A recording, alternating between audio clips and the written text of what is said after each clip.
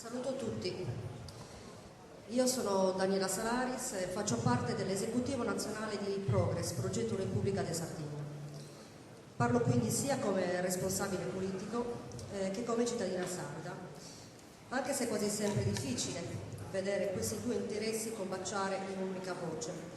Intendo interessi della politica e interessi dei cittadini. Già, c'è una parte politica che non scende a compromessi e non è disposta ad essere servile. Assieme ai cittadini di Arborea e a tutti i sardi continuiamo a ribadire che il vostro progetto è un affare estraneo e deleterio.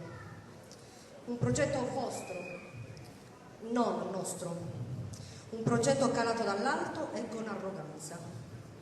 Il nostro progetto di futuro per la Sardegna è ben diverso a partire dalle politiche energetiche. L'abbiamo dimostrato nei vari incontri e nella Marcia della Terra lo scorso mese, il 20 di aprile. Siamo assieme a migliaia di sardi per ribadire il no al vostro progetto. Quindi vi chiedo, cos'altro vi serve affinché vi prendiate le vostre carte e ve ne torniate a casa vostra?